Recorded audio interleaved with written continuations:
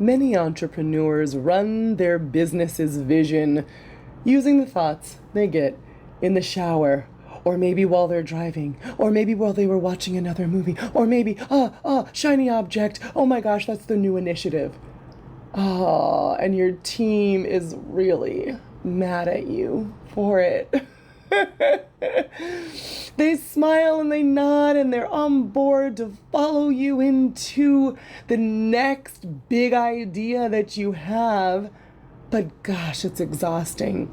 Plus, it also is a way to make your financial freedom that much further away from you.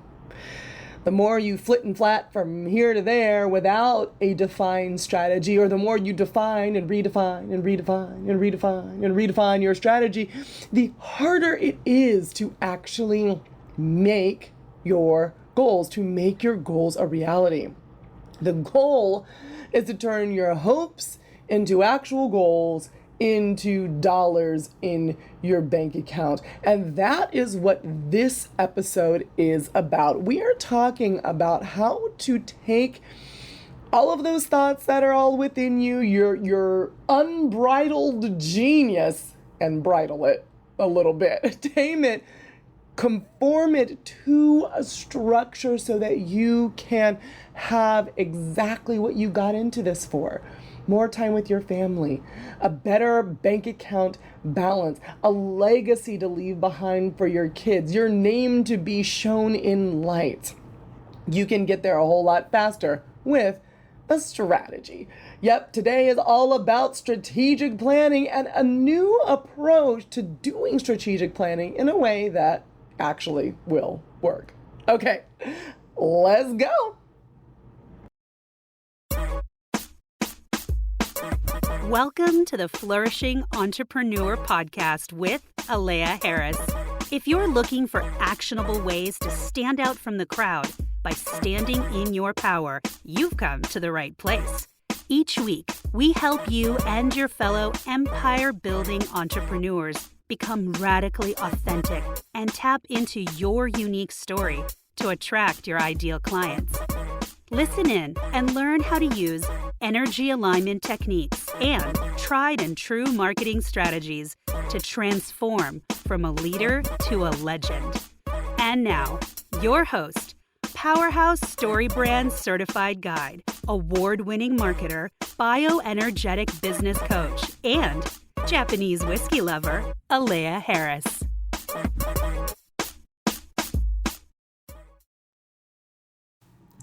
For some people, the word strategy feels, I don't know, a little scary, a little intimidating. Oh, I have to have all these parts. And it was that way for me as well. In fact, I didn't have the cojones to call myself a strategist until, I don't know, earlier this year, even though I'd been doing it for years and years and years. Story time with Aleya time.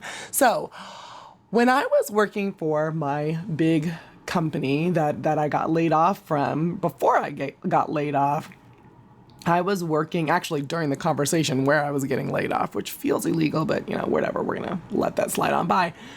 The person who laid me off said to me that I was not a strategic thinker and I couldn't do the strategy that was required to think far enough in advance and put all of the pieces together to run a successful division. And at the time, I, brushed it off and like, oh, he doesn't know me, I'm fabulous. But it really sunk inside of me until I internalized the fact that that was true.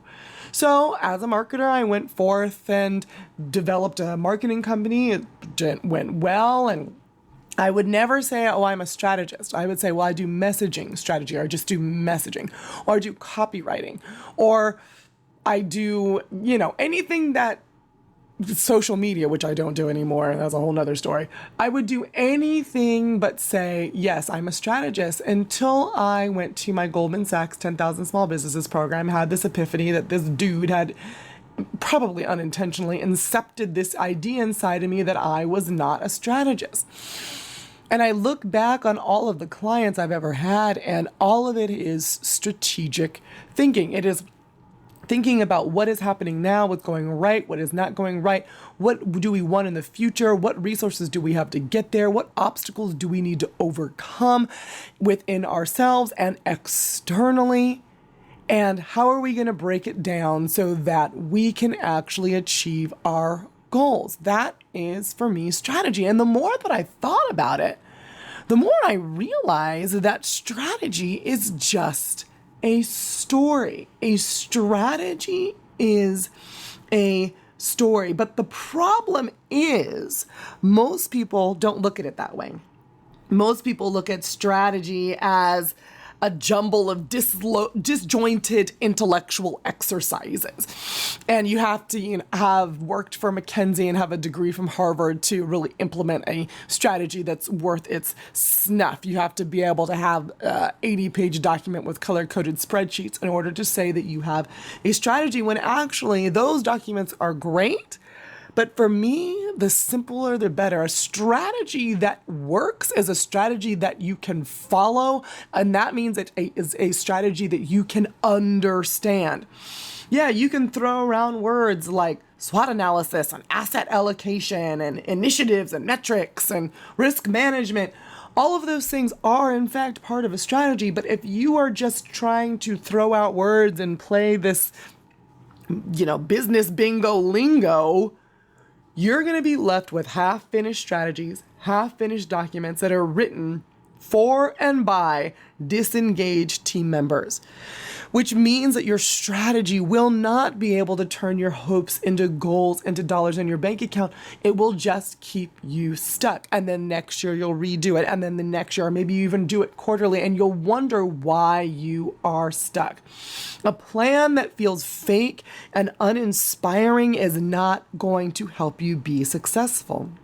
Instead, you need to create a strategic plan that is a story, because that's what it is, right?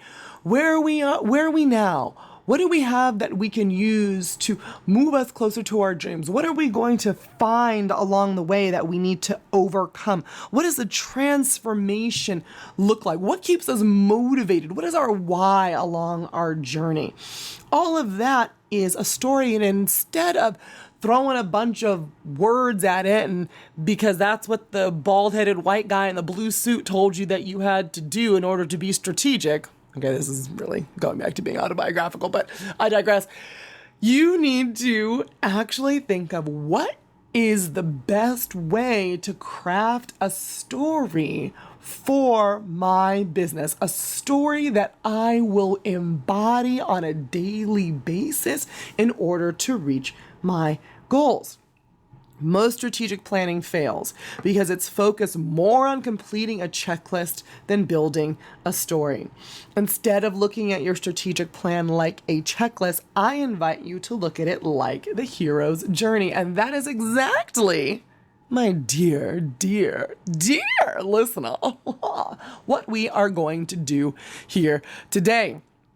This episode of the Flourishing Entrepreneur Podcast is part of my really successful and exciting Stage to Stream series. I would like to thank you and everybody else who listens for the wonderful feedback I've gotten on this series so far, and for those of you who have actually, in fact, booked me to speak. So thank you for listening and booking me. If you are someone who is listening to this and would like to book me to speak live on a stage near you, make sure you go to aleyaharris.com/speaking to check out my speaking topics, my reels, my bio, my headshots, all of the goodness, because this episode, From Vision to Victory, is one of those speaking topics. This is one of the topics that you could have me speak live and on stage. So go ahead and schedule a call with me at aleyaharris.com/speaking. Back to the hero's journey. The hero's journey is an old structure that was codified originally, by my knowledge, by a man named Joseph Campbell in a book called A Hero with 1,000 Faces. In it, he did what was really an anthropological study of cultures and stories across time, across distance, and they all followed a similar journey. The steps of that journey have the hero, the main character of the story, leaving the ordinary world, going into an extraordinary world, and coming back again. And on their journey, they're being called into action. They're meeting mentors, being presented with a plan, going through tests and trials, and transforming into the person that they need to be to handle the journey each step of the way, and returning as a better, more complete, more resolved version of themselves, successfully coming back with what they are looking for. Doesn't that kind of sound like the next 5 years, right? If you're developing a 5-year strategic plan, you too are a hero going on a journey. You are being called into action. You are going to need to meet mentors. You're going to need a plan. You're going to go through some things, right? It's going to be, a journey that is full of ups and downs and all arounds, but eventually it will transform you. You will return back into what could be considered an ordinary world after you've gone through it, being transformed and being successful. So to create a radically authentic strategic plan, one that you will actually follow, one that will inspire you, one that will actually inspire your team, you should use the hero's journey. We're going to talk about not every step on the hero's journey, but we're going to talk about the hero, you as a person. We're going to talk about the why, the strong why that you need that's developed from your call to action. We're going to talk about the need for mentorship and how to develop a plan. You could develop a regular strategic plan, or you could develop a let me try again. A plan. Sorry, that other one, I was going through puberty for a second. The WOOP plan, WOOP, is a better way of thinking about strategic planning rather than throwing a whole bunch of business lingo salad at it. So let's start off with talking about you. Yes, darling, we're talking all about you. I know you're interested now, right? Because that's our favorite person to talk about, because we are the hero of our own story. So we're talking about a kind of a combined hero here between you and your team. That is the hero, the unit of you and your team. Think Gladys Knight and the Pips. Think Robin Hood and his merry men. Think Beyonce and the Beehive. One unit after the same thing, same goal, same vision, moving in the same direction. By the way, if you notice, I totally just called you Beyonce. You're welcome. When you are moving and grooving, everything is great. But what happens when you and your team are just a little off? What happens to the Pips when Gladys Knight gets a little frazzled? What happens to Gladys Knight when one of the Pips is off key? What happens when your merry men are wandering around aimlessly and Robin Hood is out of crafty ideas? Or what happens when in fact the Beehive does get out of formation? Right? Things go crazy. It's like the Hangover movie all over again, and people are going in different directions and you're not quite sure where, and you're flustered and exhausted and burned out and confused. And all of that, my friend, is a recipe for decreasing the amount of money in your bank account. So what do? Well, you need to get in alignment, because you will not be able to complete your journey if you are out of alignment, individually or collectively. If you are out of alignment, you have a general goal, but you're all over the place. You're kind of doing all the things. You have an unclear message, or a message that's been like, been there, done that, seen that. It's trite.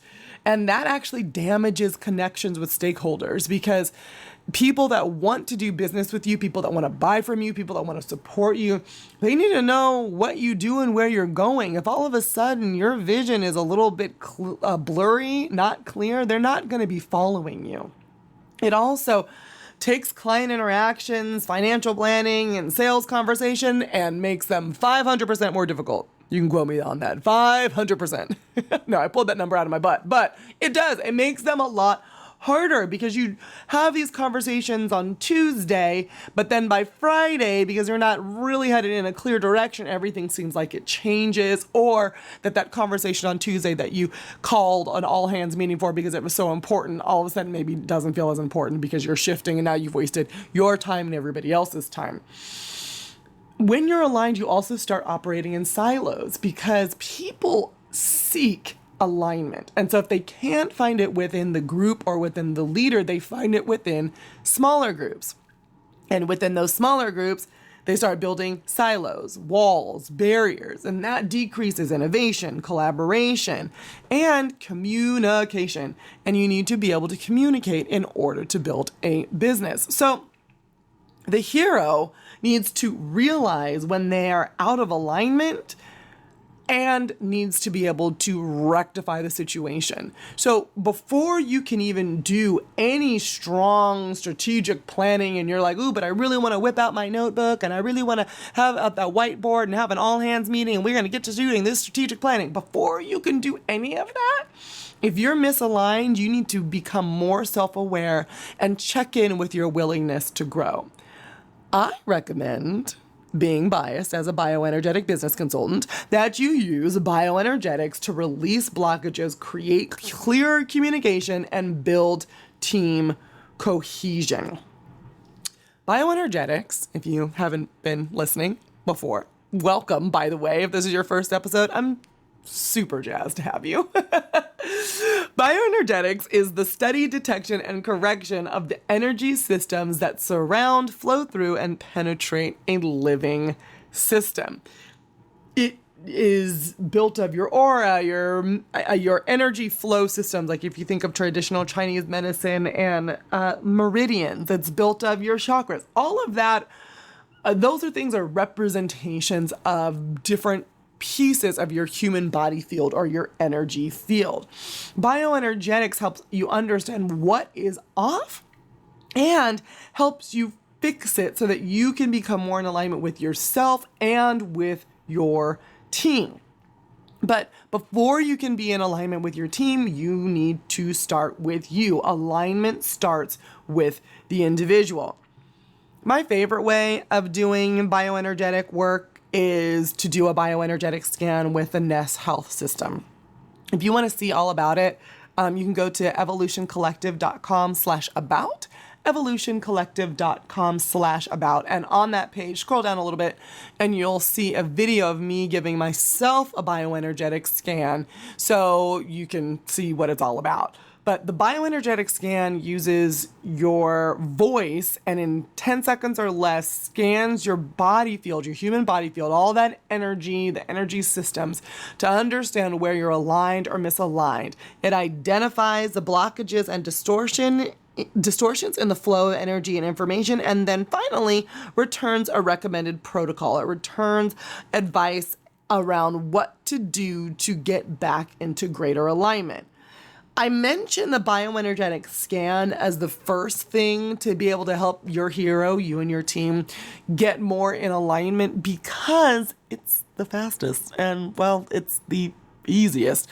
When you are trying to get in alignment otherwise, you end up really just poking around in the dark, trying to see if this is really what the issue is. So that's why I like recommending that first. But if you don't want to do a scan, another recommendation that I have is to do some freeform writing, to give your subconscious a voice and clear the burdens that are keeping you from letting your genius loose. This is different from journaling. You're not going to read it. You're going to just write, and you might not finish sentences. You might not even finish words. After you're finished, you're going to rip it up and burn it. But the goal is to get out what is inside of you. And it's about letting go, not holding on, letting go of what is no longer serving you so you can have a better understanding of where you are and let things surface that you don't really need to have anymore. If you want more instructions on how to get more into personal alignment, I suggest you go and download our recalibration guide at aleyaharris.com/recalibrate. aleyaharris.com/recalibrate. It has our recalibration techniques in there, including freeform writing and 25 plus pages of other ones. So go ahead and go into aleyaharris.com/recalibrate to download the guide. Once you do all of the individual things to become more aligned, it's time to align your team. And it'd be great if each team member does these things individually, and then you guys come together. Because aligned individuals build heroic teams and complete successful journeys. Without an aligned team, you can have the best strategic plan in the world, but it actually won't happen. Won't work. It's just going to be a waste of time and intellectual exercise. One of my favorite ways to have teams come together is to do ideal scene, but a shared ideal scene. So you can each internalize the vision and make that why a lot stronger. This is how you do it. Ask everyone individually to write their ideal vision of themselves and the company in 5 years, but write it in the present tense. Like, today, I woke up as the director of marketing, super pumped because we are about to help our millionth customer, something like that. I feel happy and joyful because I'm valued at work and respected for my ideas, things like that. They're going to be like 3 to 5 sentences long. You're going to give them time to write them, then you're going to read them aloud, individually, around the circle. Then, based on the elements of each, you're going to create a shared ideal scene together. We're on a whiteboard, you'll pull out the elements, whether you're on a Zoom call, you have a shared Google Doc up, however you do it based off of the way that you work, you're going to pull things from these ideal scenes to make them the most effective. And based on those elements, you will have developed a corporate ideal scene. And then you're going to program it. You're going to increase the vibe of it, increase its attraction and manifestation ability by reading that new ideal scene, that shared ideal scene aloud 10 times as a group. Aloud. I know it's going to sound a little weird. Oh, that feels a little weird. Not if everybody's going to do it. So what? You're the boss. You have them do it. Read it out loud 10 times as a group. Embed it in who they are, then print it out for everyone to have in their desk space. Share it before meetings. Make sure that it becomes a part of who you are and where you want to go. This is a much better way than just like, our mission is to da-ba-doo-ba-da-ba-doo-ba, and words that no one cares about. These words are felt and shared and heard. This ideal scene alone can help you manifest your strategic vision without even using nary a bit of business word salad. So again, if you need help trying to figure out how to do the ideal scene activity, go and download our recalibration guide at aleyaharris.com/recalibrate. The bottom line here is that instead of coming at planning and coming at team collaborations with an environment that may be contentious and create a lackluster strategic plan, you can use BioEnergetics to create an environment of cooperation, shared determination, and receptiveness that makes it so much better for deeper, more authentic conversations and better results. So that bioenergetic session, that means that you are now aligned. You as a hero, a collective hero, you and your team can handle anything. Because if you use bioenergetics to create a team of acolytes who deeply believe in your mission and vision because they help co-create it for the next 5 years, and they will approach your business's story from a place of true motivation and be able to help you live out your strategic plan. So that is the hero, right? So we have an aligned hero. We have a hero that has a shared vision, that has a strong purpose. But what is causing that hero to move? Your why you're moving, why you're doing it, why you're on the journey in the first place. What was that inciting incident? That why is determined by the call to action in the story, the inciting incident. Why are you moving forward? Something happened for you to start the company, or something happened besides, it's coming to the end of the year, for you to decide to create a new vision. What is it? And can you really use that and the pain that it caused or the vision that it opened to motivate you to continue along your journey for several years to come? Once you determine what that is, I invite you to create a 5-year vision statement. You can follow the framework that I am about to tell you. Don't you love a good framework? I'm not just going to leave you hanging, right? It's going to say, we will insert your motivation in insert time frame, buy services because benefits to clients. Okay, you're like, that made absolutely no sense. Let me give you an example. We will generate $10 million of revenue in 2028 by creating an accessible functional wellness subscription program for longevity-focused individuals because we believe every human deserves to experience maximum vitality. The motivation is generating $10 million in revenue by 2028. And then the time frame is by 2028. The buy is this, and the services is you're going to create an accessible functional wellness subscription program for longevity-focused individuals. And then the benefit to clients is because we believe every human deserves to experience maximum vitality. That is something I can get behind that doesn't have any business word salad in it.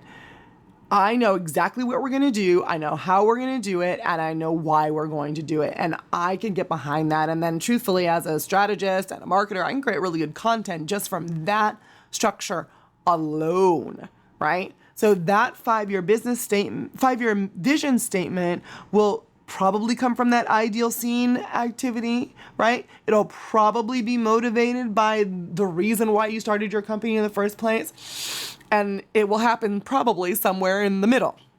Once you develop it, though, that is why you will continue through the hard times, through the tests, through the trials, through the tribulations, through so-and-so leaving, through a client, canceling on you, through fires and earthquakes and floods, because you know exactly what you're going to be doing and why you're doing it.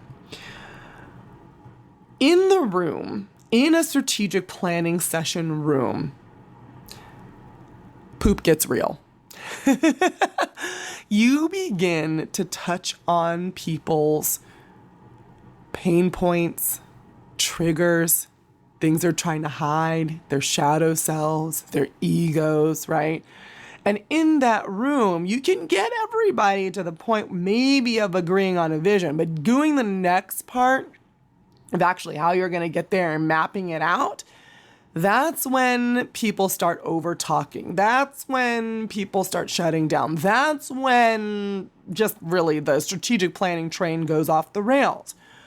Because of that, I recommend that you do not lead your own strategic planning session. You need to ask for help. You need to hire or bring in or even have someone else there. You need a strategic planning session facilitator. The strategic planning session facilitator is the mentor for your strategic plan. So in a hero's journey, you are being called to action, and you then need a mentor to help you figure out how to move forward, because this is all new for you. You need someone that has been there and done that. Someone who in the room can make sure that everyone feels heard, that they can clarify the vision and pull the team towards the vision when people are trying to go off track or go back into we've always done it this other way. Which, by the way, if you want to piss me off, real quick, say that. Well, that's not how we've always done it. No poop, Sherlock. Of course we haven't done it that way. We're trying to do new visioning here, but there's always one. There's always one in the room, right? Or if they don't say it quite that obnoxiously, they feel it because change is hard. And the more you start laying out the strategic plan, the more people start looking around like, oh, wait a minute. This means I'm actually going to maybe have to fundamentally shift the way that I approach my job at this company. And if that is what starts happening, they start having pushback, they start having resistance. So you need someone to help make sure that everyone is being pulled towards the vision and pulling your team towards it as well. Plus, you need to make sure that at the end, you do what you came there to do, which was make sure that you end with clear objectives and a plan, an actual strategic plan, not just a bunch of, ideas that are disjointed. It needs to have a through line. It needs to have a controlling idea like any good story. You need to be able to follow it from chapter to chapter to chapter. It's not, well, Susie started off going to the park and now she's on the moon. And then Susie died. Like, what? What is going on with Susie? What kind of a day is Susie having? That doesn't make any sense. The strategic plan needs to have a controlling idea and make sense. So a strategic planning session facilitator is really key to help make that happen. Shameless plug. In addition to being an award-winning international speaker, I do own a strategic consultancy business. In fact, it's a bioenergetic strategic consultancy called the Evolution Collective, Inc. So if you are trying to do strategic planning and you need a strategic planning facilitator to come in and help you create a narrative-based strategic plan that people can get behind, follow, and be excited about, go ahead and schedule a call with me. We can totally chat. It's going to be awesome. Go to evolutioncollective.com and click the schedule a call button. I would love to help you be successful in your strategic planning journey. Okay, once you hire me, I mean any strategic planning facilitator, you're trying to then come up with the plan based off of all of the work you've already done. This is where your let me try again. Plan, that's a better one. That was a better whoop. Plan comes into place. Whoop is based on a science-based mental strategy that will help you become motivationally intelligent. That's really what strategic planning is about. Anyone can do the research, or anybody can put together what they want to do and hit revenue targets and set revenue targets. We can do all of those things, but until you become motivationally intelligent around how you're going to keep to this plan, to stick to this plan in the highs and the lows and the lefts and the rights and the unexpected, until you can do that, your plan is not going to be effective. It's going to last for maybe like a month or even a quarter until something happens and you get derailed and you can't get back on that plan because you didn't plan for being derailed. The WOOP plan, W-O-O-P, is about wish, outcome, obstacle, and the plan. Your wish is your goal. Your outcome is the best and highest outcome you can think of. The obstacles are the things that get in the way, including inside of yourself and inside of your company. And the plan is a plan to move forward when those obstacles arise. So let's go back to what I was talking about in the vision statement of someone who's coming out with a new membership subscription for people who are wanting to have greater access to functional wellness programs.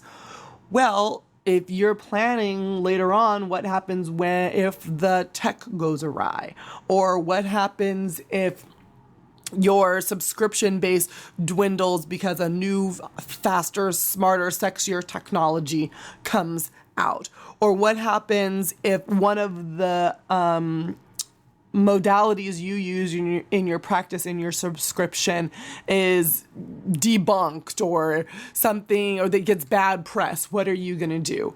What happens when your key practitioner leaves, they win the lotto, or they have a baby, or whatever? This is the time when you're planning for those things. And in this whoop planning process, what you're actually doing is understanding the core of what you truly need to have in place to accomplish your goals. And you will find as you go through developing your whoop plan, you will start to remove elements, remove tactics, remove items, because you'll discover that the simpler path is the better one. Not the one that goes up and around the trees and through the mountains and around the bend. It's the one that cuts straight through. And the more you think of all of the paths and the ways that you can get derailed, the more you will become ruthless with sticking to a strong strategy, a strategy that is simple and easy to follow. Then you're going to take your whoop plan and apply it to your journey. Create a simple table. Doesn't need to be 50 pages long. You're going to have on it the vision you came up with, and you're going to have columns with the years, revenue per year, the simple tasks per year that you need to achieve that revenue, which will ultimately achieve that vision, the resources you need, and your whoop for each year. And the whoop should maybe be 3 or 4 bullet points. Then you take a step back and you say, can we do this? Does this feel exciting?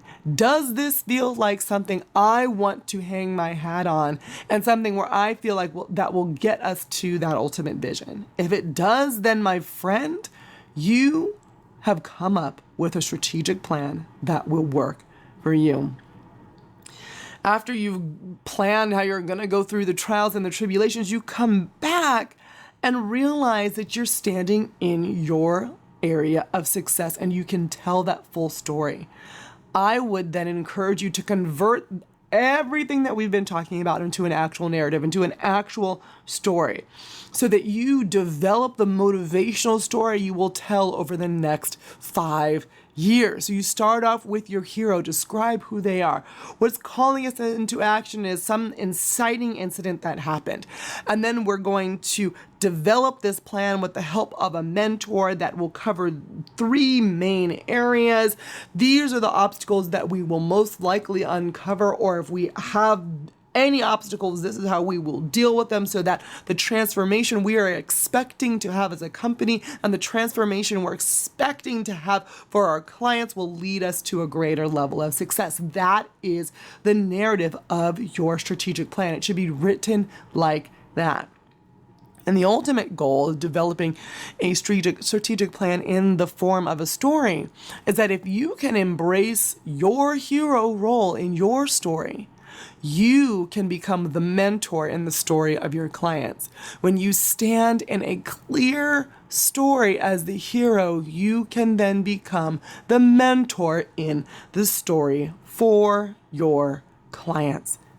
And my friend, that's where the money happens.